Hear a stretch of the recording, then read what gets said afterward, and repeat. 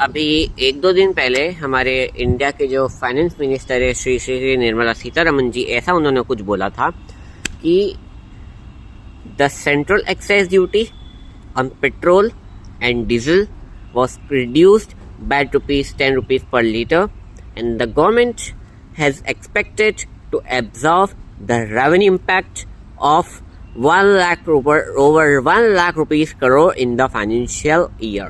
So hi guys, welcome back to another shot of comments. So कैसे आप लोग?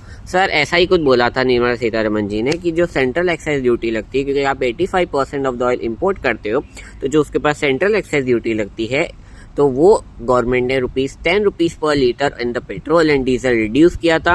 And government has estimated कि अब क्योंकि रिड्यूस करेंगे तो डेफिनेटली गवर्नमेंट को लॉस होगा।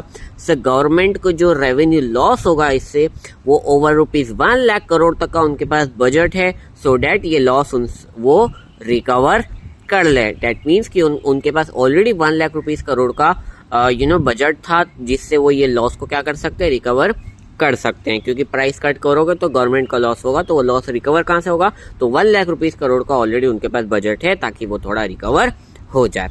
अब बात आती है कि सर ऐसा उन्होंने बोला था कि ₹10 पर लीटर से सेंट्रल एक्साइज ड्यूटी रिड्यूस हो गई है, तो सर ये वापिस से ये क्यों प्राइसेस बढ़ रहे हैं? आप देख रहे हो ₹3 या ₹5 लीटर से फिर भी प्राइसेस बढ़ रहे हैं। तो इसका यार one of the main reason वही है कि जो ऑयल कंपनीज है, जो मार्केटिंग कंपनीज हैं, तो वो क्योंकि जो ईरान इजराइल का जो स्ट्रेट ऑफ हॉर्मोज पे जो परिस्थितियां बनी हुई थी, जो कंडीशंस थी, अब अगर वो कंडीशन रिकवर भी हुई हैं तो उनको अब क्योंकि लॉस कवर अप करना पड़ेगा, जो लॉस उनको वो स्ट्रेट ऑफ हॉर्मोज से हुआ है वो उनको लॉस रिकवर करना पड़ेगा। तो इसके लिए जो ऑयल कंपनीज है उन्होंने जो फाइनल बर्डन है वो किसके ऊपर डाल दिया, कंज्यूमर के ऊपर ही डाल दिया। इट इज सेम एज जब मुकेश अम्मा जी ने शादी करवाई थी अपने बेटे की, तो उस टाइम पे क्योंकि उनको बहुत सारा एक्सपेंडिचर हुआ था, तो वो एक्सपेंडिचर रिकवर उन्होंने कहाँ से किया, जियो के प्राइसेस बढ़ा दिए। यानी कि फाइनल जो बकरा कटता है वो कौन सा कटेगा, हम ही कटेंगे।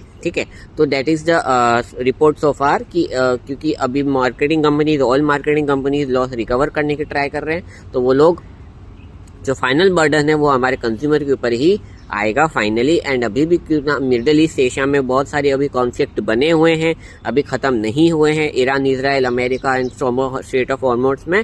तो इसलिए अभी वापिस से प्राइजेस अप एंड नीचे हो रहे हैं। अभी मार्केट बहुत ज़्यादा वॉलेटाइल है, बहुत ज़्यादा अभी फ्लक्चुएटिंग हो रहा है, तो आपको इसका ध्यान रखना चाहिए। तब तक के लिए